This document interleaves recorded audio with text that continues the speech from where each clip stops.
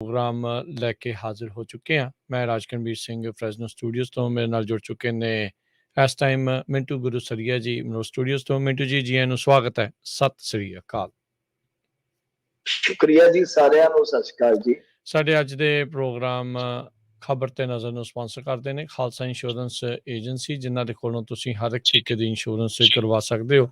Insurance ਬਾਰੇ ਪਤਾ ਕਰਨ ਲਈ ਕਾਲ ਕਰ ਸਕਦੇ ਹੋ ਨੰਬਰ 408 272 2500 4082722500 ਦੇ ਉੱਤੇ।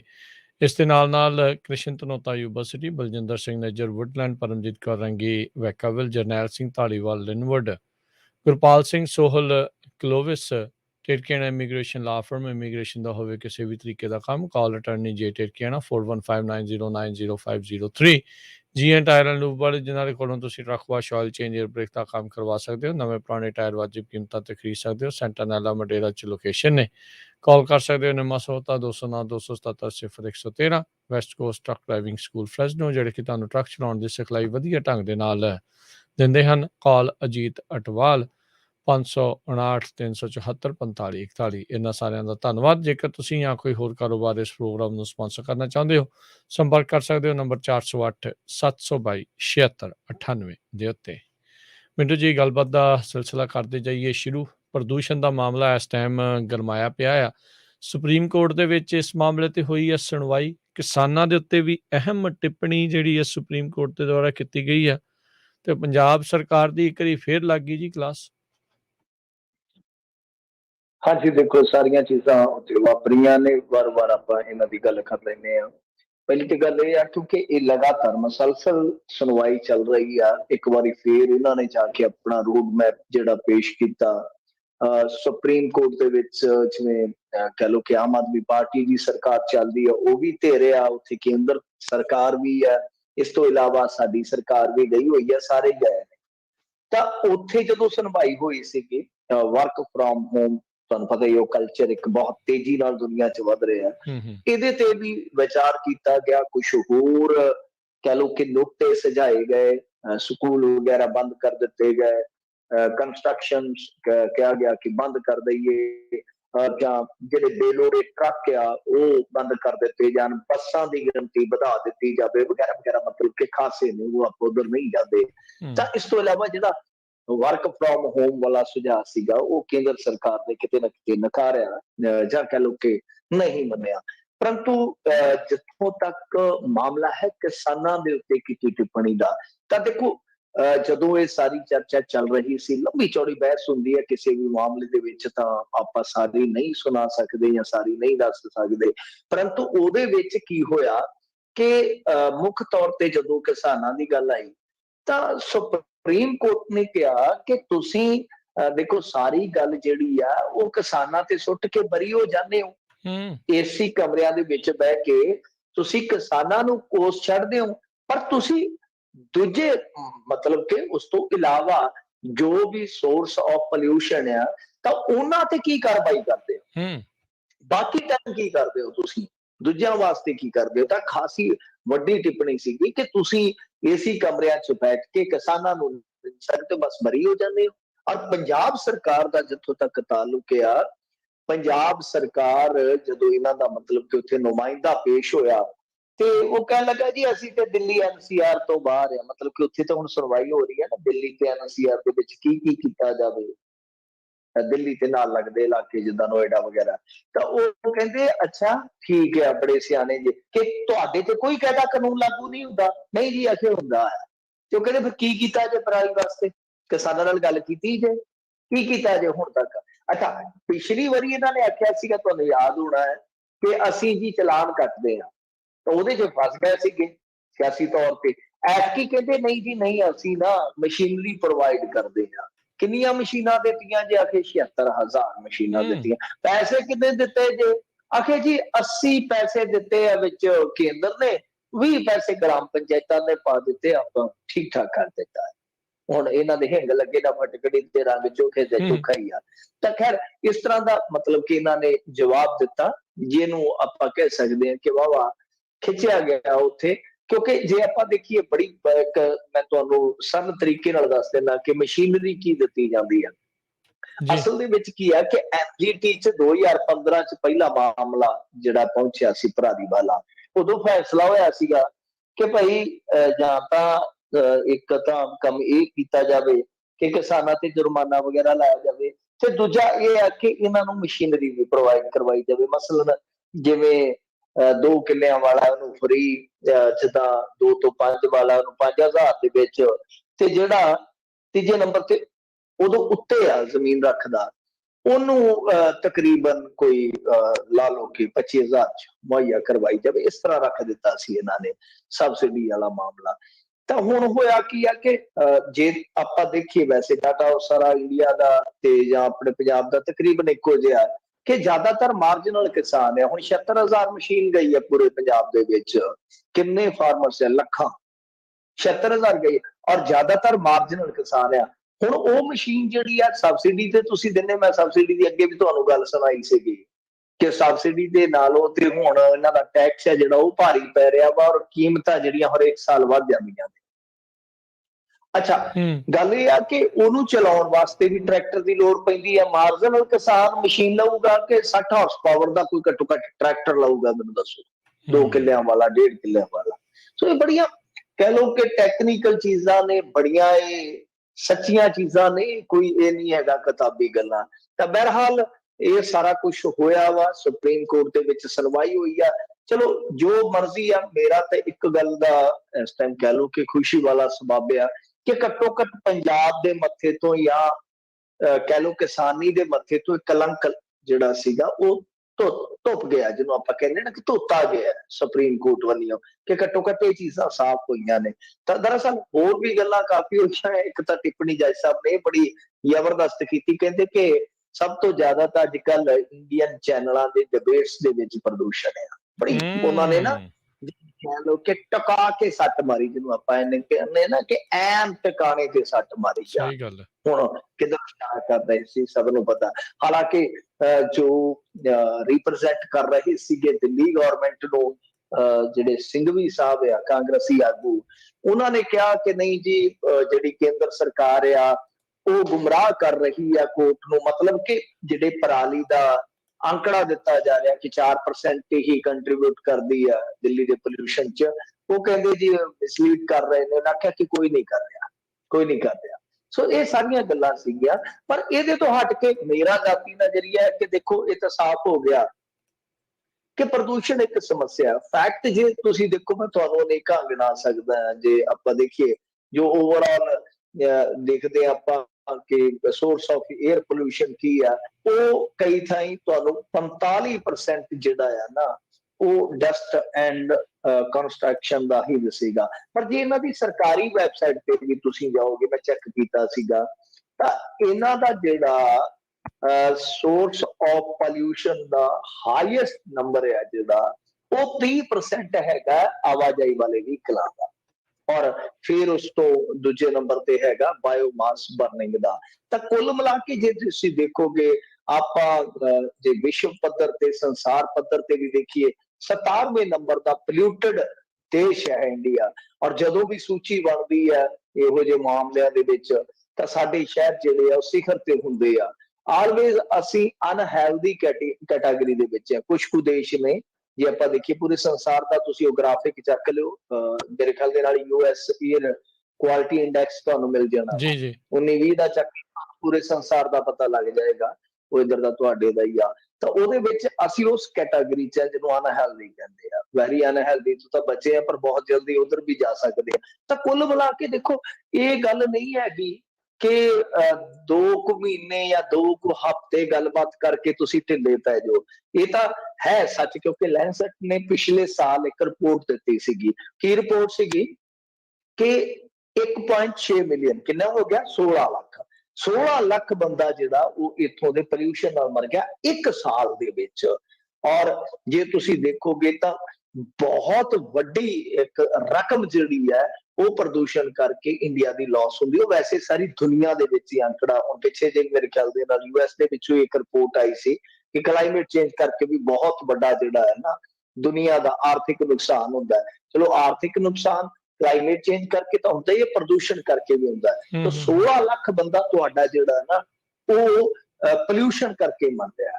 ਤਾਂ ਉਹਦੇ ਵਿੱਚ ਪੋਲਿਊਸ਼ਨ ਕਈ ਕਿਸਮ ਦਾ, ਉਧਰਲੇ ਪਾਸੇ ਧਿਆਨ ਦੇਣ ਦੀ ਜ਼ਰੂਰਤ ਹੈ। ਕੋਈ ਇਹ ਨਹੀਂ ਹੈਗਾ ਕਿ 2-4 ਦਿਨ ਚੁੰਝਾਂ ਲੜਾ ਲੀਆਂ, ਜਾਂ ਕਹਿ ਲਓ ਕਿ ਜਿੱਦਾਂ ਪੰਜਾਬੀ ਚ ਇੱਕ ਕਹਾਵਤ ਆ, ਜੀ। ਚੱਬਣੇ ਛੋਲੇ ਤੇ ਚਟਣੀਆਂ ਉਂਗਲਾਂ। ਮਤਲਬ ਕਿ ਥੋੜਾ ਜਿਹਾ ਦਿਖਾ ਦਿੱਤਾ ਕਿ ਅਸੀਂ ਪ੍ਰਦੂਸ਼ਣ ਪ੍ਰਤੀ ਬੜੇ ਸੁਚੇਤ ਆ, ਬੜੇ ਚਿੰਤਤ ਆ, ਤੇ ਬਾਕੀ ਫਿਰ 10 ਮਹੀਨੇ ਡੰਗ ਟਪਾਈ ਗਏ। ਮਤਲਬ ਕਿ ਕਰਨਾ ਘੱਟ ਆ, ਵਿਖਾਉਣਾ ਵੱਧ ਆ। ਇਹ ਜਿਹੜੀਆਂ ਚੀਜ਼ਾਂ ਛੱਡ ਕੇ ਸਾਨੂੰ ਸ਼ਿੱਦਤ ਦੇ ਨਾਲ 2 ਚੀਜ਼ਾਂ ਤੇ ਕੰਮ ਕਰਨਾ ਪਏਗਾ, ਕਲਾਈਮੇਟ ਚੇਂਜ ਤੇ, ਔਰ ਸੈਕੰਡ ਜਿਹੜੀ 에ਅਰ ਪੋਲਿਊਸ਼ਨ ਵਾਲੀ ਸਮੱਸਿਆ। ਬਹੁਤ ਜਾਨਾਂ ਜਿਹੜੀਆਂ ਹੈ ਨਾ, ਉਹ ਨਾ ਸਿਰਫ ਲੈ ਰਹੀ ਹੈ, ਬਹੁਤ ਜਾਨਾਂ ਦੁਖੀ ਕਰਦੀ ਹੈ। ਦਮਾ ਦੇਖ ਲਓ, ਹੁਣ ਇੱਕ ਤਰ੍ਹਾਂ ਨਾਲ ਕਹਿ ਲਓ ਕਿ ਤੁਹਾਨੂੰ ਬਹੁਤ ਸਾਰੇ ਮਰੀਜ਼ ਇਹੋ ਜਿਹੇ ਮਿਲ ਜਾਣਗੇ ਜੋ ਦਮੇ ਤੋਂ ਜਾਂ ਆ ਜਿਹੜੀ ਇੱਕ ਹੋਰ ਬਿਮਾਰੀ ਹੁੰਦੀ ਹੈ ਐਲਰਜੀ ਤੋਂ, ਉਹ ਪੀੜਤ ਮਿਲਦੇ। ਜੀ, ਜੀ ਬਿਲਕੁਲ। ਆਉਣ ਵਾਲੇ ਸਮੇਂ ਦੇ ਵਿੱਚ ਇਹ ਚੀਜ਼ਾਂ ਲਗਾਤਾਰ ਵੱਧ ਰਹੀਆਂ। ਪਿਛਲੇ ਕੁਛ ਹੀ ਦਹਾਕਿਆਂ 'ਚ ਆਪਾਂ ਦੇਖਿਆ ਆ ਵੀ ਇਹਨਾਂ ਸਮੱਸਿਆਵਾਂ ਦੇ ਵਿੱਚ ਬਹੁਤ ਜ਼ਿਆਦਾ ਉਭਾਰ ਜਿਹੜਾ ਆ ਉਹ ਆਪਾਂ ਦੇਖਿਆ। ਅਗਲੀ ਮਿੰਟੂ ਜੀ ਗੱਲ ਕਰ ਲਈਏ, ਪੰਜਾਬ ਦੀਆਂ 32 ਕਿਸਾਨ ਜਥੇਬੰਦੀਆਂ ਸੀਐਮ ਚੰਨੀ ਨੂੰ ਮਿਲੀਆਂ, ਅਹਿਮ ਮੀਟਿੰਗ ਹੋਈ ਆ। ਭਾਈ ਇਸ ਵਾਰ ਲੱਡੂ ਲੁੱਡੂ ਤਾਂ ਨਹੀਂ ਖਵਾਏ? ਦੇਖੋ, ਪਤਾ ਨਹੀਂ ਮੀਟਿੰਗ ਦੇ ਵਿੱਚ ਕੀ ਕੁਛ ਹੋਇਆ। ਵੈਸੇ ਐਤਕੀ ਬੰਦ ਕਮਰਾ ਨਹੀਂ, ਐਤਕੀ ਤਾਂ ਓਪਨ ਜਿਹੇ ਮਾਹੌਲ ਦੇ ਵਿੱਚ ਸੀ, ਕਿਉਂਕਿ ਮੌਸਮ ਬਦਲ ਗਿਆ ਤੇ ਬਾਹਰ ਹੀ ਲੱਗਾ ਸੀਗਾ ਸਾਰਾ ਮੰਚ। ਜੋ ਤਸਵੀਰਾਂ ਮੈਂ ਦੇਖੀਆਂ, ਬਾਕੀ ਕੀ ਖਿਲਾਇਆ, ਬਾਕੀ ਖਾ ਵੀ ਲੈਣ, ਕੋਈ ਵੱਡੀ ਗੱਲ ਨਹੀਂ। ਉਹ ਲੱਡੂ ਕਿਹੜਾ ਇਹਨਾਂ ਨੇ ਆਪਣੇ ਕੋਲ ਖਵਾਉਣੇ, ਸਾਡੇ ਲੱਡੂ ਨੇ, ਸਾਡੇ ਕਿਸਾਨ ਖਾਉਣਗੇ, ਕਿੱਡੀ ਗੱਲ ਹੈ। ਲੱਡੂ ਵੀ ਮੈਂ ਤਾਂ ਕਹਿੰਦਾ ਪੇੜੇ ਪੂੜੇ ਛਕਣ, ਉੱਥੋਂ ਜੋ ਗੁਲਾਬ ਜਾਮਨ ਛਕਣ, ਕੋਈ ਦਿੱਕਤ ਹੀ ਹੈ ਨਹੀਂ। ਖੈਰ, ਗੱਲ ਇਹ ਆ ਕਿ ਇਹ ਜਿਹੜੀ ਮੀਟਿੰਗ ਸੀ ਉਹ ਇਸ ਕਰਕੇ ਅਹਿਮ ਸੀ ਕਿ ਜਦੋਂ ਦੇ ਸੀਐਮ ਚਰਨਜੀਤ ਸਿੰਘ ਬਣੇ ਆ, ਇਸ ਤਰ੍ਹਾਂ ਦੀ ਕੋਈ ਇਹਨਾਂ ਦੀ ਮੀਟਿੰਗ ਨਹੀਂ ਸੀਗੀ ਹੋਈ। ਤੁਹਾਨੂੰ ਯਾਦ ਹੋਣਾ, ਕੈਪਟਨ ਅਮਰਿੰਦਰ ਸਿੰਘ ਵੇਲੇ ਹੀ ਉਹ ਮੁਲਾਕਾਤ ਹੋਈ ਸੀਗੀ। ਤਾਂ ਉਹਦੇ ਵਿੱਚ ਕੀ ਹੋਇਆ ਹੁਣ ਕਿ ਸ਼ੁਰੂਆਤ ਜਦੋਂ ਹੋਣ ਲੱਗੀ ਮੀਟਿੰਗ ਦੀ, ਇੱਕ ਬੜਾ ਵੱਡਾ ਵਿਵਾਦ ਹੋ ਗਿਆ। ਵਿਵਾਦ ਇਹ ਹੋ ਗਿਆ ਕਿ ਜਦੋਂ ਇਹ ਕਿਸਾਨ ਆਗੂ ਜਾ ਰਹੇ ਸੀ, 32 ਦੀਆਂ 32 ਜਥੇਬੰਦੀਆਂ ਦੇ ਆਗੂ, ਤਾਂ ਉਸ ਸਮੇਂ ਸੀਐਮ ਸਿਕਿਉਰਿਟੀ ਦੇ ਨਾਲ ਉਲਝਣ ਪੈਦਾ ਹੋ ਗਈ। ਇਹਨਾਂ ਦਾ ਦੋਸ਼ ਸੀਗਾ ਕਿ ਕਥਿਤ ਰੂਪ ਦੇ ਵਿੱਚ ਸੀਐਮ ਸਿਕਿਉਰਿਟੀ ਨੇ ਇਹਨਾਂ ਦੇ ਨਾਲ ਬਦਤਮੀਜ਼ੀ ਕੀਤੀ ਆ। ਕਾਫੀ ਨਾਅਰੇਬਾਜ਼ੀ ਹੋਈ। ਉਸ ਤੋਂ ਬਾਅਦ ਖੇਤੀ ਮੰਤਰੀ ਅਤੇ ਖੁਦ ਮੁੱਖ ਮੰਤਰੀ ਨੂੰ ਆ ਕੇ ਮਾਫੀ ਮੰਗਣੀ ਪਈ, ਔਰ ਉਸ ਤੋਂ ਬਾਅਦ ਫਿਰ ਇਹ ਮੀਟਿੰਗ ਸਟਾਰਟ ਹੁੰਦੀ ਆ। ਹੁਣ ਬਾਹਰ ਆ ਕੇ ਜਿਹੜੀਆਂ 2 ਪ੍ਰੈਸ ਕਾਨਫਰੰਸਾਂ ਹੋਈਆਂ ਨੇ, ਉਹਦੇ ਚ ਜਿਹੜੇ ਸੀਐਮ ਸਾਹਿਬ ਨੇ ਉਹ ਕਹਿੰਦੇ ਆ ਕਿ ਅਸੀਂ ਸਾਰੇ ਦੀਆਂ ਸਾਰੀਆਂ ਹੀ ਮੰਗਾਂ ਮੰਨ ਲਈਆਂ। 18 ਇਹਨਾਂ ਨੇ ਕਹੀਆਂ ਸੀਗੀਆਂ ਕਿ ਅਸੀਂ ਸਾਰੇ ਦੀਆਂ ਸਾਰੀਆਂ ਹੀ ਮੰਗਾਂ ਮੰਨ ਲਈਆਂ। ਇੱਥੋਂ ਤੱਕ ਕਹਿ ਦਿੱਤਾ ਸੀਐਮ ਸਾਹਿਬ ਨੇ ਕਿ ਜੇ ਤੁਸੀਂ ਕਹੋਗੇ, ਜੇ ਕਿਸਾਨ ਆਗੂ ਕਹਿਣਗੇ, ਤਾਂ ਅਸੀਂ ਅਸਤੀਫਾ ਦੇ ਕੇ ਇਹਨਾਂ ਦੇ ਨਾਲ ਬੈਠ ਜਾਵਾਂਗੇ ਧਰਨੇ 'ਚ, ਹੋਰ ਦੱਸੋ ਕੀ ਕਹਿਣਾ। ਤਾਂ ਉਹਨਾਂ ਨੇ ਤਾਂ ਗੱਲ ਹੀ ਨਿਬੇੜ ਦਿੱਤੀ। ਪਰੰਤੂ ਦੂਸਰੇ ਪਾਸੇ ਜਦੋਂ ਕਿਸਾਨ ਆਗੂ ਪੀਸੀ ਕਰਨ ਆਏ, ਤਾਂ ਉਹਨਾਂ ਨੇ ਕਿਹਾ ਕਿ ਹਾਂ, ਕੁਝ ਮੰਗਾਂ ਇਹਨਾਂ ਨੇ ਸਾਡੀਆਂ ਮੰਨ ਲਈਆਂ ਤੁਰੰਤ। ਉਹਦੇ ਵਾਸਤੇ ਅਸੀਂ ਧੰਨਵਾਦੀ ਹਾਂ। ਲੱਡੂ ਦਾ ਨਹੀਂ ਦੱਸਿਆ ਕਿ ਲੱਡੂ ਐਕਟੀ ਖਵਾਇਆ ਗਿਆ ਜਾਂ ਨਹੀਂ। ਤਾਂ ਉਹਨਾਂ ਨੇ ਕਿਹਾ ਕਿ ਮੰਗਾਂ ਜਿਹੜੀਆਂ ਨੇ ਉਹ ਮੰਨ ਲਈਆਂ ਗਈਆਂ, ਪਰੰਤੂ ਉਹਨਾਂ ਨੇ ਕਿਹਾ ਕਿ ਬੇਸਿਕ ਸਾਡੀ ਜਿਹੜੀ ਗੱਲ ਸੀਗੀ ਉਹ ਸ਼ੁਰੂ ਹੋਈ ਕਰਜ਼ ਮਾਫੀ ਤੋਂ। ਤੇ ਅਸੀਂ ਉਹਨਾਂ ਨੂੰ ਕਿਹਾ ਕਿ ਤੁਹਾਡੇ ਕੋਲ ਹੁਣ ਤੱਕ ਟਾਈਮ ਹੀ ਹੈ ਨਹੀਂ ਤੇ ਪੈਸਾ ਵੀ ਹੈ ਨਹੀਂ, ਉਹਦੇ ਬਾਰੇ ਦੱਸੋ। ਉਹਨਾਂ ਨੇ ਕਿਹਾ ਕਿ ਅਸੀਂ ਇਸ ਚੀਜ਼ ਨੂੰ ਹੋਲਡ ਤੇ ਰੱਖਦੇ ਹਾਂ, ਮੀਟਿੰਗ ਤੋਂ ਬਾਅਦ ਅਸੀਂ ਫਿਰ ਤੁਹਾਡੇ ਨਾਲ ਗੱਲ ਸਾਫ਼ ਕਰਾਂਗੇ ਕਿ ਕੀ ਹੋ ਸਕਦਾ ਆ। ਉਹ ਕਹਿੰਦੇ ਕਿ ਕੁਝ ਮੰਗਾਂ ਜਿਹੜੀਆਂ ਉਹ ਇਹਨਾਂ ਨੇ ਮੰਨਣ ਦਾ ਭਰੋਸਾ ਦਿੱਤਾ ਹੈ, ਹਾਲੇ ਮੰਨੀਆਂ ਨਹੀਂ ਇਹਨਾਂ ਨੇ। ਅਸੀਂ ਮੰਗਾਂ ਜਿਹੜੀਆਂ ਆਪਣੀਆਂ ਰੱਖੀਆਂ ਨੇ, ਇਹਨਾਂ ਨੇ ਮੰਨੀਆਂ ਨਹੀਂ। ਤਾਂ ਉਹ ਕਹਿ ਰਹੇ ਸੀਗੇ ਕਿ ਅਸੀਂ ਸਾਰੀਆਂ ਮੰਨ ਲਈਆਂ। ਤੇ ਇਹਦੇ ਵਿੱਚ ਪ੍ਰਮੁੱਖ ਤੌਰ ਤੇ ਜੋ ਮੰਨੀਆਂ ਗਈਆਂ, ਜਿਹਨਾਂ ਨੂੰ ਆਪਾਂ ਆਫੀਸ਼ੀਅਲੀ ਕਹਿ ਸਕਦੇ ਕਿ ਪੁਸ਼ਟ ਹੋਈਆਂ ਗਈਆਂ, ਉਹਦੇ ਚ ਇੱਕ ਤਾਂ ਤੁਹਾਨੂੰ ਯਾਦ ਹੋਣਾ ਗੁਲਾਬੀ ਸੁੰਡੀ ਦਾ ਜਿਹੜਾ ਨੁਕਸਾਨ ਹੋਇਆ ਸੀ ਨਰਮੇ ਦਾ, ਉਹ ਮੁਆਵਜ਼ਾ ਇਹਨਾਂ ਨੇ 12,000 ਤੋਂ ਵਧਾ ਕੇ 17,000 ਕਰ ਦਿੱਤਾ। ਔਰ ਖੇਤ ਮਜ਼ਦੂਰ, ਕਿਉਂਕਿ ਨਰਮਾ ਚੁਗਾਈ ਕਰਦੇ ਆ ਨਾ ਮਜ਼ਦੂਰ, ਕਾਟਨ ਨੂੰ ਖੇਤਾਂ ਚੋਂ ਚੁਗਿਆ ਜਾਂਦਾ ਝੋਲੀਆਂ ਬੰਨ ਕੇ, ਤਾਂ ਉਹ ਇੱਕ ਕਮਾਈ ਹੁੰਦੀ ਆ, ਬੀਬੀਆਂ ਜ਼ਿਆਦਾ ਉਹ ਚੁਗਦੀਆਂ ਨੇ। ਤਾਂ ਉਹ ਜਿਹੜੀ ਚੁਗਾਈ ਹੁੰਦੀ ਆ ਉਹ ਕਾਫੀ ਉਹਨਾਂ ਦਾ ਕਹਿ ਲਓ ਕਿ ਸਾਥ ਦਿੰਦੀ ਆ ਅਗਲੇ ਸਮੇਂ ਵਾਸਤੇ ਨਾ, ਗਰੀਬ ਤਬਕਾ ਜਿਹੜਾ ਸਾਡਾ। ਤਾਂ ਉਹਨਾਂ ਨੂੰ ਵੀ 10% ਦੇ ਹਿਸਾਬ ਨਾਲ, ਕਿਉਂਕਿ ਉਹਨਾਂ ਦਾ ਵੀ ਨੁਕਸਾਨ ਹੋਇਆ, ਚੁਗਾਈ ਦਾ ਮੁਆਵਜ਼ਾ ਦਿੱਤਾ ਜਾਏਗਾ। ਇਸ ਤੋਂ ਇਲਾਵਾ ਜੋ ਕਿਸਾਨੀ ਸੰਘਰਸ਼ ਦੇ ਦੌਰਾਨ ਸ਼ਹੀਦ ਹੋਏ ਨੇ ਕਿਸਾਨ, ਉਹਨਾਂ ਦੇ ਪਰਿਵਾਰਾਂ ਨੂੰ ਮੁਆਵਜ਼ਾ ਮਿਲੇਗਾ। ਨੌਕਰੀਆਂ ਦਾ ਭਰੋਸਾ ਦਿੱਤਾ ਗਿਆ। ਇਸ ਤੋਂ ਇਲਾਵਾ ਪਰਾਲੀ ਸਾੜਨ ਵਾਲੇ ਪਰਚੇ ਸਾਰੇ ਰੱਦ ਹੋਣਗੇ। ਮੰਨ ਗਏ ਨਾ, ਤੇ ਸੁਪਰੀਮ ਕੋਰਟ ਵੀ ਕਹਿ ਕੇ ਆਏ ਸੀਗੇ ਕਿ ਪਰਚੇ ਕੀਤੇ ਨੇ। ਫਿਰ ਕਿਸਾਨ ਅੰਦੋਲਨ ਦੌਰਾਨ ਜਿਹੜੇ ਪਰਚੇ ਤੁਹਾਨੂੰ ਪਤਾ ਹੀ ਆ, ਕੋਵਿਡ ਪ੍ਰੋਟੋਕਾਲ ਤੋੜਨ ਦੇ ਜਾਂ ਵਗੈਰਾ ਵਗੈਰਾ ਜਿਹੜੇ ਵੀ ਦਰਜ ਹੋਏ ਆ, ਉਹ ਸਾਰੇ ਰੱਦ ਕੀਤੇ ਜਾਣਗੇ। ਤਾਂ ਇਹ ਗੱਲਾਂ ਜਿਹੜੀਆਂ ਨੇ ਉਹ ਮੰਨ ਲਈਆਂ ਗਈਆਂ। ਬਹਰਹਾਲ ਇਸੇ ਪੀਸੀ ਦੇ ਵਿੱਚ ਇੱਕ ਵੱਡਾ ਐਲਾਨ ਜਿਹੜਾ ਹੈ ਉਹ ਰਾਜੇਵਾਲ ਜੀ ਨੇ ਵੀ ਕਰ ਦਿੱਤਾ ਕਿ ਗੁਰਨਾਮ ਸਿੰਘ ਝੜੂਨੀ ਜਿਹੜੇ ਇੱਥੇ ਪੋਲੀਟੀਕਲ ਮੂਵਮੈਂਟ ਖੜੀ ਕਰ ਰਹੇ ਆ ਕਿ ਜੇ ਉਹ ਬਾਜ਼ ਨਾ ਆਏ ਤਾਂ ਫਿਰ ਇਹਨਾਂ ਨੂੰ ਵੀ ਉਸੇ ਤਰ੍ਹਾਂ ਹੀ ਟ੍ਰੀਟ ਕੀਤਾ ਜਾਵੇਗਾ ਜਿਵੇਂ ਅਦਰ ਪਾਰਟੀਆਂ ਨੂੰ ਕਰੀਦਾ ਹੈ। ਤਾਂ ਇਹ ਵੀ ਇੱਕ ਵੱਡੀ ਗੱਲ ਸੀ। ਸੋ ਕੁੱਲ ਮਿਲਾ ਕੇ ਦੇਖੋ, ਚਲੋ ਜਦੋਂ ਮੰਗਾਂ ਪੂਰੀਆਂ ਮੰਨੀਆਂ ਜਾਣਗੀਆਂ ਜੀ ਮੈਂ ਸਮਝਦਾ ਕਿ ਉਦੋਂ ਪਤਾ ਲੱਗੇਗਾ ਕਿ ਕਿਹੜੀਆਂ ਕਿਹੜੀਆਂ ਪੂਰੀਆਂ ਹੋ ਗਈਆਂ ਨੇ ਤੇ ਕਿਹੜੀਆਂ ਕਿਹੜੀਆਂ ਪੂਰੀਆਂ ਪੈ ਗਈਆਂ ਨੇ। ਪਰ ਇੱਕ ਚੀਜ਼ ਹੈ, ਇੱਕ ਚੀਜ਼ ਹੈ, ਅਲਾਮਾ ਇਕਬਾਲ ਨੇ ਨਾ ਇੱਕ ਬੜੀ ਸੋਹਣੀ ਗੱਲ ਕਹੀ ਸੀ, ਨਾ ਤਖਤੋ ਤਾਜ ਮੇ ਨਾ लश्करों सिपाह में है। मैं मतलब दस दूंगा बाद च, ना तख्तो ताज में ना लश्करों सिपाह में है, जो बात मर्दे कलंदर की बारगाह में है। मतलब कि ना तख्त ताज दे विच आ, ना जिहड़े लश्कर हुंदे आ फौजां दे, पैदल फौजां दे, ना इन्हां दे विच है जो गल एक मस्त मस्त मौला नहीं आपां कह दिंदे, आजाद तरीके नाल काम करन वाला, जी ओदी बारगाह, बारगाह मतलब दरबार, ਉਹਦੇ ਦਰਬਾਰ ਦੀ ਆ। ਤਾਂ ਕਹਿਣ ਦਾ ਮਤਲਬ ਇਹ ਆ ਕਿ ਇਹਨਾਂ ਦੀ ਗੱਲਬਾਤ ਇੱਕ ਵੱਖਰੀ ਹੈ ਇਸ ਟਾਈਮ ਕਿਸਾਨਾਂ ਦੀ। ਕਿਉਂ? ਕਿਉਂਕਿ ਯੂਨਾਈਟ ਨੇ। ਮੈਂ ਕਹਿੰਦਾ ਕਿ ਦੂਸਰੇ ਤਬਕਿਆਂ ਨੂੰ ਔਰ ਦੂਸਰੇ ਰਾਜਾਂ ਨੂੰ ਵੀ ਪੰਜਾਬ ਦੇ ਕਿਸਾਨ ਆਗੂਆਂ ਤੋਂ ਸਬਕ ਲੈਣਾ ਚਾਹੀਦਾ ਹੈ। ਤੁਸੀਂ ਵੇਖੋ, ਸੀਐਮ ਬਾਹਰ ਆ ਕੇ ਮਾਫੀ ਮੰਗ ਰਿਹਾ ਉਹਨਾਂ ਬੰਦਿਆਂ ਤੋਂ ਜਿਹੜੇ ਬੰਦੇ ਮੇਰੇ ਖਿਆਲ ਦੇ ਨਾਲ, ਜੇ ਆਪਾਂ ਦੇਖੀਏ ਅੱਜ ਤੋਂ ਪਹਿਲਾਂ ਉਹਨਾਂ 32 ਜਥੇਬੰਦੀਆਂ ਚ ਇਹੋ ਜਿਹੇ ਹੋਣੇ ਆ ਜਿਨ੍ਹਾਂ ਨੂੰ ਆਪਾਂ ਕਦੇ ਦੇਖਿਆ ਨਹੀਂ ਹੋਏਗਾ, ਜਿਨ੍ਹਾਂ ਦੇ ਨਾਂ ਵੀ ਸ਼ਾਇਦ, ਜਾਂ ਜਿਨ੍ਹਾਂ ਦੀਆਂ ਜਥੇਬੰਦੀਆਂ ਦੇ ਨਾਂ ਵੀ ਆਪਾਂ ਨੂੰ ਪਤਾ ਨਹੀਂ। ਪਰ ਕਿਉਂ? ਕਿਉਂਕਿ ਏਕਤਾ ਉਹਨਾਂ ਦੀ ਸਟਰੈਂਥ ਹੈ। ਇਸ ਟਾਈਮ ਝੁਕਾ ਦਿੱਤਾ ਅਗਲੇ। ਦੂਜੀ ਚੀਜ਼ ਕਿ ਸਾਰੀਆਂ ਮੰਗਾਂ ਮਨਾਵਾ ਰਹੇ ਨੇ। ਇੱਥੇ ਸਫਾਈ ਕਰਮਚਾਰੀ ਕੱਲ ਮੋਗੇ ਦੇ ਵਿੱਚ ਇਹਨਾਂ ਨੇ ਧੂ ਕੇ ਕੁੱਟੇ ਆ, ਜੋ ਇਹਨਾਂ ਦਾ ਗੰਦ ਸਾਫ਼ ਕਰਦੇ ਆ। ਕੋਈ ਬੰਦਾ ਨਹੀਂ ਬੋਲਿਆ ਉਹਨਾਂ ਦੇ ਹੱਕ ਚ, ਕੋਈ ਬੰਦਾ ਨਹੀਂ ਬੋਲਿਆ। ਉਹਨਾਂ ਸਫਾਈ ਕਰਮਚਾਰੀਆਂ ਤੋਂ ਲੈ ਕੇ ਜੋ ਸਾਡੇ ਐਸਸੀ ਭਾਈਚਾਰੇ ਦੇ, ਉਹਨਾਂ ਨੂੰ ਸਾਰਿਆਂ ਨੂੰ ਵੇਖਣਾ ਪਏਗਾ ਕਿ ਤੁਸੀਂ ਕਿੱਥੇ ਮਾਰ ਖਾਂਦੇ ਹੋ, ਕਿਉਂਕਿ ਤੁਹਾਡੇ ਚ ਏਕਾ ਨਹੀਂ ਹੈਗਾ। ਕਿਸਾਨ ਸੰਗਠਿਤ ਹੋਏ ਆ ਤਾਂ ਦੇਖੋ ਕਿੱਥੋਂ ਤੱਕ ਗੱਲਾਂ ਨੇ। ਅਗਲੇ ਉੱਥੇ ਵੀ ਟੇਬਲ ਤੇ ਬਹਿ ਕੇ ਆਏ ਆ ਦਿੱਲੀ ਦੇ ਵਿੱਚ, ਅੱਜ ਵੀ ਟੇਬਲ ਤੇ ਬੈਠੇ, ਔਰ ਟੇਬਲ ਤੋਂ ਜਦੋਂ ਉੱਠਦੇ ਕੁਛ ਨਾ ਕੁਛ ਲੈ ਕੇ ਉੱਠ ਰਹੇ, ਜਿੱਤ ਕੇ ਉੱਠ ਰਹੇ ਨੇ ਜਾਂ ਸਿੱਖ ਕੇ ਉੱਠ ਰਹੇ ਨੇ। ਸੋ ਦੂਜੀਆਂ ਜਮਾਤਾਂ ਨੂੰ, ਦੂਜੇ ਵਰਗਾਂ ਨੂੰ ਵੀ ਦੇਖਣ ਦੀ ਜ਼ਰੂਰਤ ਹੈ, ਸਬਕ ਲੈਣ ਦੀ ਜ਼ਰੂਰਤ ਹੈ। ਜੀ ਬਿਲਕੁਲ ਬਿਲਕੁਲ। ਅਗਲੀ ਗੱਲ ਕਰੀਏ, ਲਖੀਮਪੁਰ ਖੀਰੀ ਮਾਮਲੇ ਦੀ ਜਾਂਚ ਨੂੰ ਲੈ ਕੇ ਸੁਪਰੀਮ ਕੋਰਟ ਦਾ ਆ ਗਿਆ ਜੀ ਇੱਕ ਵੱਡਾ ਫੈਸਲਾ।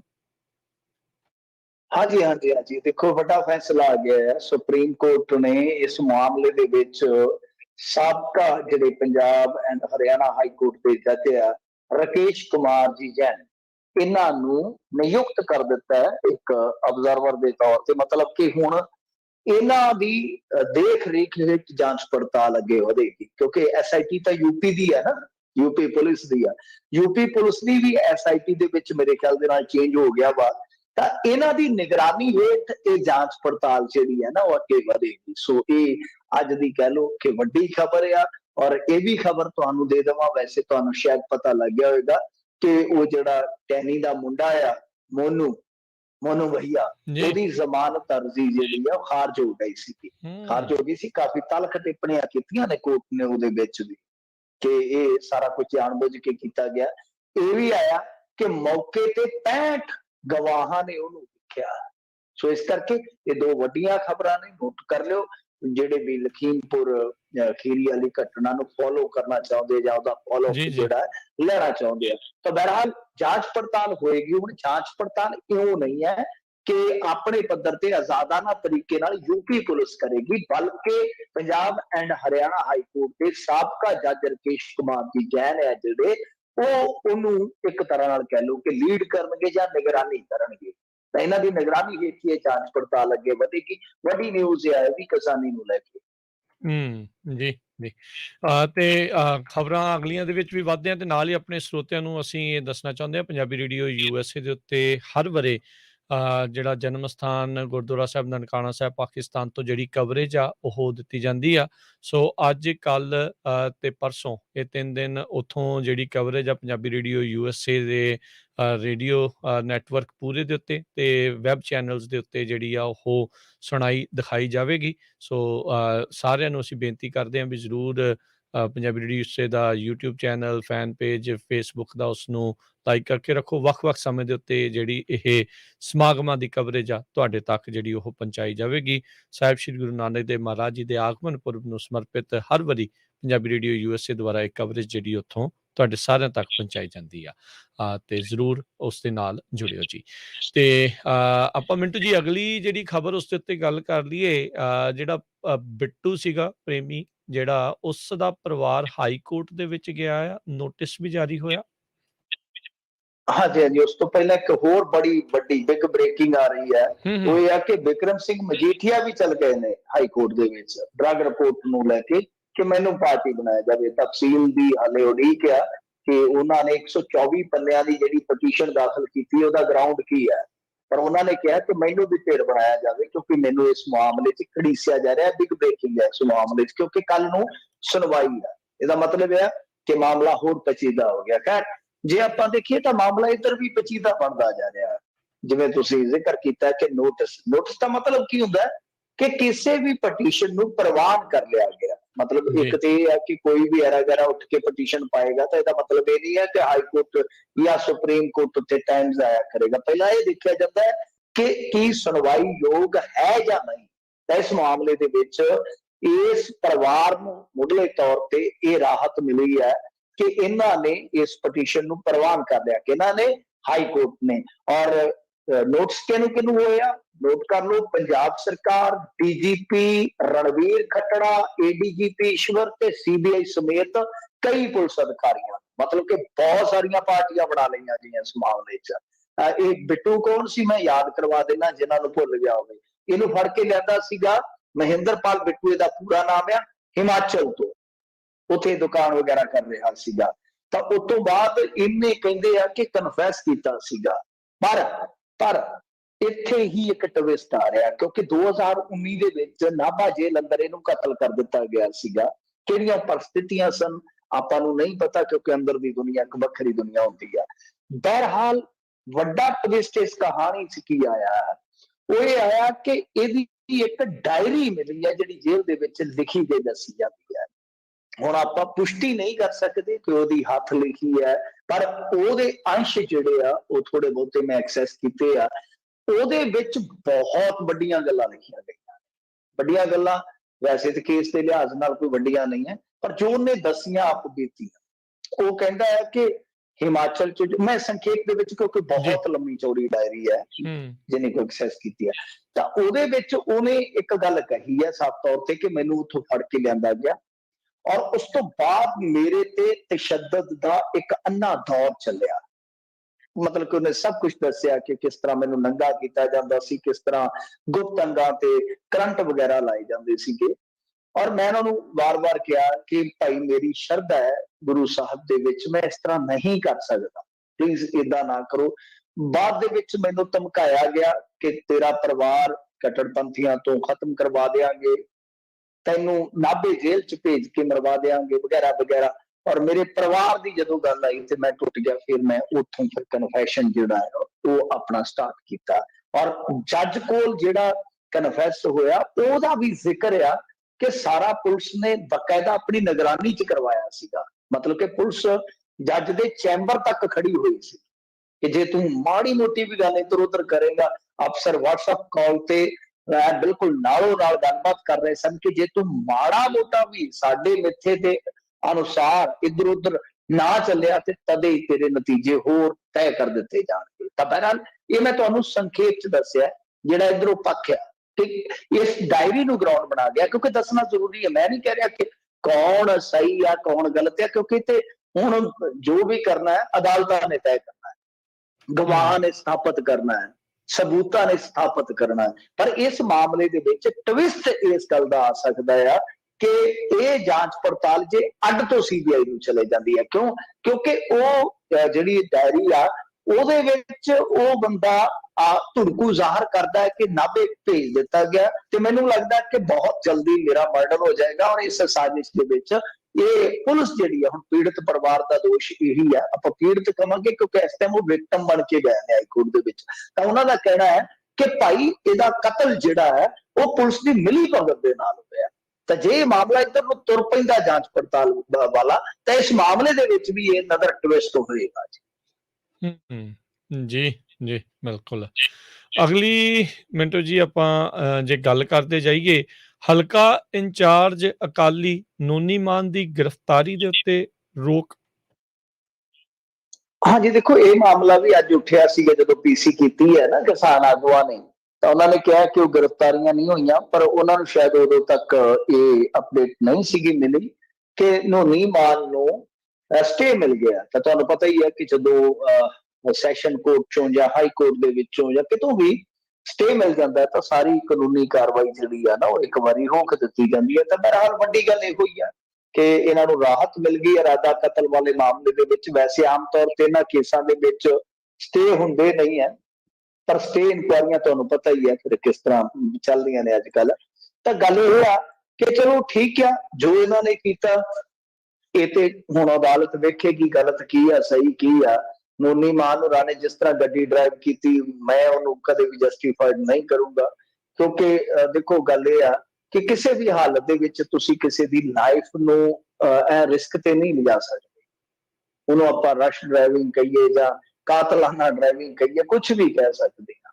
ਹਾਂ, ਇੱਕ ਚੀਜ਼ ਆ ਕਿ ਕਿਸਾਨ ਆਗੂਆਂ ਨੂੰ ਹੁਣ ਆਪਣੇ ਬੰਦਿਆਂ ਦੀਆਂ ਗਲਤੀਆਂ ਜਿਹੜੀਆਂ ਨਾ ਉਹ ਵੀ ਕਜਲੀਆਂ ਛੱਡਣੀਆਂ ਚਾਹੀਦੀਆਂ। ਬਹੁਤ ਥਾਵਾਂ ਤੇ ਰੂਦੂ ਸਿੰਘ ਮਾਨਸਾ ਨੇ ਆਪ ਹੀ ਆਪਣੀ ਗੱਡੀ ਦਾ ਸ਼ੀਸ਼ਾ ਤੋੜਿਆ, ਆਪ ਹੀ ਰੌਲਾ ਪਾਇਆ, ਨੈਸ਼ਨਲ ਮੀਡੀਆ ਦੇ ਮੂਹਰੇ ਅਗਲਿਆਂ ਨੇ ਕੱਢ ਕੇ ਵੀਡੀਓ ਕਲਿੱਪ ਰੱਖਦੀ, ਕੀ ਇੱਜ਼ਤ ਰਹੇ। ਉਹ ਇਹ ਹੋਰ ਗੱਲ ਕਹਿੰਦੇ ਸੀ ਕਿ ਆਪ ਹੀ ਸਾਹਮਣੇ ਆਇਆ, ਤੁਹਾਡੇ ਸਾਹਮਣੇ ਵਿਜ਼ੂਅਲ ਹੈ, ਮੈਂ ਨਹੀਂ ਕਹਿ ਰਿਹਾ ਇਕੱਲਾ, ਕਿ ਕਿਵੇਂ ਕਿਸਾਨ ਆਗੂ ਬੋਨਟ ਤੇ ਚੜ ਜਾਂਦੇ ਆ। ਹੁਣ ਅੱਜ ਵੀ ਇਹਨਾਂ ਨੇ ਕਿਹਾ ਕਿ ਸਵਾਲ ਜਿਵੇਂ ਦੂਜਿਆਂ ਨੂੰ ਪੁੱਛਦੇ, ਝੜੂਨੀ ਸਾਹਿਬ ਨੂੰ ਪੁੱਛਾਂਗੇ, ਸਵਾਲ ਪੁੱਛਣ ਦਾ ਹੱਕ ਹੈ ਪਰ ਜਵਾਬ ਲੈ ਕੇ ਹੀ ਰਹਿਣਾ, ਇਹ ਕਿਸੇ ਨੇ ਹੱਕ ਨਹੀਂ ਦਿੱਤਾ ਤੁਹਾਨੂੰ। ਇਹ ਚੀਜ਼ਾਂ ਵੇਖਣੀਆਂ ਪੈਣਗੀਆਂ ਕਿ ਪ੍ਰੋਟੈਸਟ ਦੀ ਮਰਿਆਦਾ ਆਪਣੀ ਥਾਂ ਤੇ ਰਵੇ, ਪ੍ਰੋਟੈਸਟ ਚੱਲਦਾ ਆਪਣੀ ਥਾਂ ਤੇ ਰਵੇ, ਔਰ ਜਿੱਥੇ ਕਿਤੇ ਆਪਣੇ ਬੰਦੇ ਤੁਹਾਡੇ ਕਰਦੇ ਵੀ ਆ ਕਿਤੇ ਜਾਣੇ ਅਣਜਾਣੇ ਚ, ਉਹਨਾਂ ਨੂੰ ਵਰਜੋ, ਕਿਉਂਕਿ ਇਸ ਤਰ੍ਹਾਂ ਦੀ ਪਰਿਸਥਿਤੀ ਪੈਦਾ ਹੋਏਗੀ ਅੱਗੇ, ਇਸ ਤਰ੍ਹਾਂ ਦਾ ਕੌਨਫਲਿਕਟ ਵਧੇਗਾ ਤਾਂ ਉਹਦਾ ਓਵਰਆਲ ਨੁਕਸਾਨ ਕਿਹਨੂੰ ਹੋਣਾ ਉਹ ਸੋਚ ਕੇ ਦੇਖੋ ਤੁਸੀਂ। ਕਿਉਂਕਿ ਇਹਨਾਂ ਪਾਰਟੀਆਂ ਦਾ ਹੀ ਕਾਡਰ ਜਿਹੜਾ ਆ ਉਹ ਕਿਸਾਨੀ ਅੰਦੋਲਨ ਦੇ ਵਿੱਚ ਵੀ ਆ। ਉਹ ਇਕੱਲੇ ਇਹ ਤਾਂ ਹੈ ਨਹੀਂ ਕਿ ਇਕੱਲੇ ਅਕਾਲੀ ਹੈ ਜਾਂ ਕਾਂਗਰਸੀ ਹੈ ਜਾਂ ਆਮ ਆਦਮੀ ਪਾਰਟੀ ਵਾਲੇ ਆ ਜਾਂ ਕਾਮਰੇਡ ਹੈ, ਇਕੱਲੇ ਤਾਂ ਹੈ ਨਹੀਂ, ਉਹ ਨਾਲ ਕਿਸਾਨੀ ਨਾਲ ਵੀ ਜੁੜੇ ਆ, ਨਾਲ ਜਜ਼ਬਾਤੀ ਤੌਰ ਤੇ ਇਸ ਅੰਦੋਲਨ ਨਾਲ ਵੀ ਜੁੜੇ ਆ। ਸੋ ਮੇਰੇ ਕਹਿਣ ਦਾ ਮਤਲਬ ਇਹ ਹੈ ਕਿ ਆਪਣੇ ਆਗੂਆਂ ਨੂੰ ਵੀ, ਜੋ ਤੁਹਾਡੇ ਆਗੂ ਸਾਹਿਬਾਨ ਆ, ਆਪਣਾ ਕਾਡਰ ਹੈ ਜਿਹੜਾ, ਉਹਨਾਂ ਨੂੰ ਵੀ ਥੋੜਾ ਜਿਹਾ ਨਾ ਸਮਝਾ ਕੇ ਚੱਲੋ ਕਿ ਕਿਸ ਤਰੀਕੇ ਦੇ ਨਾਲ ਜੋ ਤੁਹਾਡਾ ਅਧਿਕਾਰ ਖੇਤਰ ਹੈ, ਜੋ ਤੁਹਾਡੀ ਮਰਿਆਦਾ ਹੈ ਪ੍ਰੋਟੈਸਟ ਦੀ, ਉਹ ਕਿਵੇਂ ਬਰਕਰਾਰ ਰੱਖੀ ਜਾਵੇ। ਸੋ ਮੈਨੂੰ ਕੋਈ ਨੋਨੀ ਮਾਨ ਦਾ ਹੈ ਨਹੀਂਗਾ, ਨੋਨੀ ਮਾਨ ਨੇ ਜੋ ਗਲਤੀ ਕੀਤੀ ਉਹਦੀ ਸਜ਼ਾ ਉਹਨੂੰ ਮਿਲਣੀ ਚਾਹੀਦੀ ਆ, ਪਰ ਜੋ ਤੁਹਾਡਾ ਪ੍ਰੋਟੈਸਟ ਹੈ ਉਹਦੀ ਵੀ ਇੱਕ ਮਰਿਆਦਾ ਹੋਣੀ ਚਾਹੀਦੀ ਹੈ। ਜੇ ਉਹ ਮਰਿਆਦਾ ਤੁਸੀਂ ਤੋੜਦੇ ਹੋ ਤਾਂ ਇਹਦਾ ਮਤਲਬ ਇਹ ਨਹੀਂ ਹੈ ਕਿ ਤੁਸੀਂ ਇੱਕ ਪਾਸੇ ਤੇ ਕਿਸੇ ਨੂੰ ਕਾਨੂੰਨ ਦੇ ਦਾਇਰੇ 'ਚ ਲਿਆ ਕੇ ਕਹੋ ਕਿ ਇਹਨੂੰ ਸਜ਼ਾ ਦਿਓ ਤੇ ਆਪ ਤੁਸੀਂ ਤੋੜ ਕੇ ਕਹੋ ਕਿ ਨਹੀਂ ਸਾਡੇ ਤੇ ਲਾਗੂ ਨਹੀਂ ਹੁੰਦਾ। ਜੀ ਜੀ। ਪੰਜਾਬੀ ਭਾਸ਼ਾ ਨੂੰ ਪ੍ਰਫੁੱਲਤ ਕਰਨ ਲਈ 15 ਜ਼ਿਲ੍ਹਾ ਅਫਸਰ ਤਾਇਨਾਤ। ਹਾਂਜੀ ਦੇਖੋ, 15 ਭਾਸ਼ਾ ਅਫਸਰ ਜਿਹੜੇ ਆ, ਇਹਨਾਂ ਨੇ ਜਿਹੜਾ ਅਫਸਰ ਜਿਹੜੇ ਆ ਉਹ ਨਿਯੁਕਤ ਕੀਤੇ ਆ, ਅੱਛੀ ਗੱਲ ਆ, ਇਹ ਵਧੀਆ ਗੱਲ ਆ। ਆਪਾਂ ਇਸੇ ਹੀ ਨੁਕਤੇ ਨੂੰ ਪੜਿਆ ਸੀ ਉਸ ਦਿਨ, ਚਲੋ ਅੱਜ ਟਾਈਮ ਘੱਟ ਹੈ, ਆਪਾਂ ਸੰਖੇਪ ਦੇ ਵਿੱਚ ਗੱਲ ਕਰ ਲੈਂਦੇ ਆ ਕਿ ਦੇਖੋ ਇਸ ਤੋਂ ਪਹਿਲਾਂ ਰਾਜ ਦੇ ਵਿੱਚ ਸਿਰਫ ਇੱਕ ਹੀ ਜ਼ਿਲ੍ਹਾ ਅਫਸਰ ਕੰਮ ਕਰ ਰਹੇ ਸਨ, ਮਤਲਬ ਕਿ ਬਾਕੀ ਖਾਲੀ ਸਨ। ਵੈਸੇ ਤਾਂ ਜ਼ਿਲ੍ਹੇ ਹੁਣ ਆਪਣੇ ਖਾਸੇ ਬਣ ਗਏ ਹਨ, 22 ਤੋਂ 23 ਵੀ ਹੋ ਗਏ ਆ, ਸਾਰੇ ਜ਼ਿਲ੍ਹਿਆਂ ਨੂੰ ਚਾਹੀਦਾ। ਉਹਦਾ ਮਤਲਬ ਕੀ ਹੈ ਕਿ ਹੁਣ ਜੇ ਤੁਹਾਡਾ ਜ਼ਿਲ੍ਹਾ ਅਫਸਰ ਹੀ ਨਹੀਂ ਹੈਗਾ ਤਾਂ ਉਹ ਜਾ ਕੇ ਕੀ ਦਫ਼ਤਰਾਂ 'ਚ ਚੈੱਕ ਕਰੂਗਾ ਨਾ। ਤੇ ਦੂਜੀ ਗੱਲ ਇਹ ਆ ਕਿ ਚਲੋ ਇਹ ਨਿਯੁਕਤੀਆਂ ਹੋ ਗਈਆਂ, ਵਧੀਆ ਗੱਲ ਹੈ, ਅੱਛੀ ਗੱਲ ਆ, ਪਰ ਉਸ ਦਿਨ ਵੀ ਮੈਂ ਕਿਹਾ ਸੀਗਾ ਕਿ ਹੁੰਦਾ ਕੀ ਹੈ ਕਿ ਜੇ ਕੋਈ ਅਧਿਕਾਰੀ ਇਸ ਤਰ੍ਹਾਂ ਦੀ ਨਾਫਰਮਾਨੀ ਕਰਦਾ, ਮਤਲਬ ਕਿ ਉਹ ਹੁਕਮ ਨਹੀਂ ਮੰਨਦਾ, ਪੰਜਾਬੀ ਨੂੰ ਜਗ੍ਹਾ ਨਹੀਂ ਦਿੰਦਾ, ਪੰਜਾਬੀ ਨੂੰ ਨਜ਼ਰਅੰਦਾਜ਼ ਕਰਦਾ, ਉਹਦੇ ਤੇ ਜਿਹੜੀ ਵਿਭਾਗੀ ਮਹਿਕਮੇ ਵਾਲੀ ਕਾਰਵਾਈ ਹੁੰਦੀ ਆ, ਉਹਦਾ ਇੱਕ ਪ੍ਰੋਸੀਜਰ ਬੜਾ ਲੰਮਾ ਚੌੜਾ, ਰਿਪੋਰਟ ਬਣਾ ਕੇ ਭੇਜੀ, ਡਾਇਰੈਕਟਰ ਕੋਲ ਗਈ, ਉਹਦੀ ਪੇਸ਼ੀ ਹੋਈ, ਫਿਰ ਉਹਨੂੰ ਚਾਰਜਸ਼ੀਟ ਕੀਤਾ ਗਿਆ, ਫਿਰ ਉਹਨੂੰ ਫਾਈਨ ਹੁੰਦਾ ਕਿੰਨਾ 500। ਜੇ ਸਕੂਲਾਂ ਤੇ ਵਧਾ ਕੇ ਤੁਸੀਂ 2-2 ਲੱਖ ਕਰ ਦਿੱਤਾ ਤੇ ਅਧਿਕਾਰੀਆਂ ਤੇ ਕਿਉਂ ਨਹੀਂ ਲੱਖ 2 ਲੱਖ ਹੋ ਸਕਦਾ, ਜਿਹੜੇ ਲੱਖ ਰੁਪਈਆ ਤਨਖਾਹ ਲੈਂਦੇ ਨੇ, ਨਾਲੇ ਸਾਡੀ ਮਾਂ ਬੋਲੀ ਦਾ ਅਨਾਦਰ ਕਰਦੇ ਨੇ, ਨਿਰਾਦਰ ਕਰਦੇ ਨੇ। ਦੂਜੀ ਚੀਜ਼ ਕਿ ਦੇਖੋ, ਜਦੋਂ ਹੁਣ ਤੁਸੀਂ ਇੰਨਾ ਕੁਝ ਕਰ ਰਹੇ ਹੋ ਤੇ ਇੱਕ ਛੋਟੀ ਜਿਹੀ ਅਮੈਂਡਮੈਂਟ ਲਿਆ ਕੇ ਸਦਨ ਦੀ ਸਾਰੀ ਕਾਰਵਾਈ ਆ ਉਹ ਵੀ ਅੰਗਰੇਜ਼ੀ ਦੇ ਨਾਲ ਪੰਜਾਬੀ ਚ ਕਰ ਦਿਓ। ਪਹਿਲੀ ਜਿਹੜੀ ਭਾਸ਼ਾ ਉਹ ਵੀ ਪੰਜਾਬੀ ਚ ਕਰ ਦਿਓ। ਉਦੋਂ ਤੁਸੀਂ ਆ ਸਾਰੇ ਲਿਆ ਕੇ ਬਿੱਲ ਲਿਆ ਕੇ ਤੇ ਉਸ ਤੋਂ ਬਾਅਦ ਜਿਹੜਾ ਵਾਈਟ ਪੇਪਰ ਲਿਆਂਦਾ ਉਹ ਅਸੀਂ ਅੰਗਰੇਜ਼ੀ ਚ ਛਾਪੀ ਬੈਠੇ, ਕੀ ਕਰੀਏ ਤੁਹਾਡਾ? ਫਿਰ ਅਦਾਲਤੀ ਕਾਰਵਾਈ ਦੇ ਵਿੱਚ ਪੰਜਾਬੀ ਨੂੰ ਬਣਦਾ ਥਾਂ ਦੇਣ ਵਾਸਤੇ ਹਾਈ ਕੋਰਟ ਰਾਜੀ ਆ, ਸਾਰਾ ਕੁਝ ਹੋ ਚੁੱਕਾ। ਉਹ ਜਿਹੜੀਆਂ ਅਸਾਮੀਆਂ ਭਰਨੀਆਂ ਤੁਸੀਂ ਟਰਾਂਸਲੇਟਰ ਵਗੈਰਾ ਉਹ ਵੀ ਭਰੋ, ਇਹ ਕਰਨ ਵਾਲਾ ਕੰਮ ਆ। ਇਹ ਕੋਈ ਐਸਾ ਨਹੀਂ, ਉਹਦੇ ਨਾਲ ਰੁਜ਼ਗਾਰ ਵੀ ਨਿਕਲੇਗਾ ਉਹਨਾਂ ਚੀਜ਼ਾਂ ਦੇ ਨਾਲ। ਸੋ ਮੇਰਾ ਤਾਂ ਮੰਨਣਾ ਇਹ ਆ ਕਿ ਅੱਜ ਜੇ ਤੁਸੀਂ ਹਮਲਾ ਮਾਰਨ ਲੱਗੇ ਹੋ ਤਾਂ ਆਪਦਾ ਅਧੂਰਾ ਨਾ ਛੱਡੋ। ਤੁਹਾਨੂੰ ਵਧੀਆ ਸਲੂਟ ਕਰਦੇ ਆ ਅਸੀਂ, ਚੰਗੀ ਗੱਲ ਆ, ਪਰ ਇਸ ਮਾਮਲੇ ਨੂੰ ਜੇ ਤੁਸੀਂ ਤਣ ਪੱਤਨ ਲਾ ਦਿਓ ਤੇ ਸਾਰੇ ਜਿਹੜੇ ਗਿਲੇ ਸ਼ਿਕਵੇ ਆ ਨਾ, ਜਿਵੇਂ ਧਨੀ ਰਾਮ ਚਾਤਰਿਕ ਨੇ ਆਖਿਆ ਸੀ, ਜੱਗ ਹੋਵੇ ਮੇਰੇ ਸ਼ੇਰ ਹੋਵੇ ਕਿਉਂ ਦੇਰ ਲਗਾਈ ਵੇ, ਮੈਂ ਲੁੱਟ ਲਈ ਦਿਨ ਦੀਵੀ ਵੇ ਕੋਈ ਸੁਣੋ ਦੁਹਾਈ, ਮਾਂ ਬੋਲੀ ਕਹਿੰਦੀ ਆ। ਤਾਂ ਉਹ ਧਨੀ ਰਾਮ ਚਾਤਰਿਕ ਹੋਰਾਂ ਨੇ ਜਿਹੜੇ ਇਹ ਰੋਣੇ ਰੋਏ ਆ ਉਦੋਂ ਤੋਂ ਲੈ ਕੇ ਹੁਣ ਤੱਕ, ਜਿਹੜੇ ਇਹ ਕੀਰਨੇ ਪੈਂਦੇ ਆ ਮਾਂ ਬੋਲੀ ਦੇ, ਬੰਦ ਤਦੇ ਹੀ ਹੋ ਸਕਦੇ ਜੇ ਤੁਸੀਂ ਹੁਣ ਹਿੰਮਤ ਮਾਰੋ।